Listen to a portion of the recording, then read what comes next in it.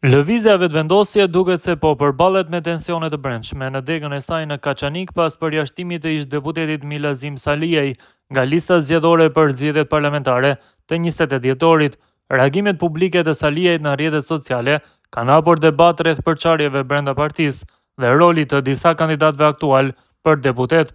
Në një koment të publikuar në profilin e tij në Facebook, Saliej ka lënë të kuptohet se kandidati për deputet nga vetëvendosje Jeton Raka është një nga arsyet kryesore pse ai ka mbetur jashtë garës zgjedhore. Reagimi i tij erdhi pas një pyetjeje nga një komentues, i cili e pyeti drejt për drejt nëse Raka e kishte dërguar atë në komisionin disiplinor të partisë. Saliej e konfirmoi këtë duke përdorur gjuhë të ashpër ndaj bashkëpartiakut të tij. Fatkeqësisht po, jetoni një humbës serik i të gjitha zgjedhjeve deri tash. Një përjashtues dhe përçarës i madh i lëvizjes vetëvendosje në Kaçanik na ka dërguar në komision disiplinor me gjas për t'i arsyetuar humbjet e tij të njëpasnjëshme, ka shkruar Saliej. Ai shton se sipas tij kjo nisëm nuk do t'i sjellë asnjë përfitim Rakës, përveç se do të turpërohet, duke cilësuar gjithë situatën si absurditet i llojit të vet.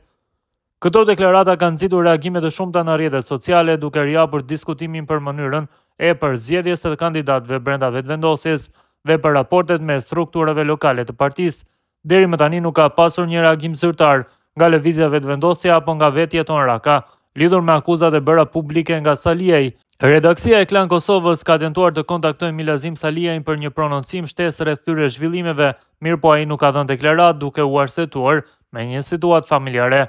Zgjedhjet parlamentare të 28 dhjetorit pritet të jenë një test i rëndësishëm për partitë politike në këtë vend, ndërsa zhvillime të tilla brenda subjekteve kryesore mund të ndikojnë në mobilizimin e elektoratit, veçanërisht në nivel lokal. Përçarjet e brendshme dhe akuzat publike mes anëtarëve vazhdojnë të mbeten një sfidë për menaxhimin e unitetit partiak në prag të fushatës zgjedhore.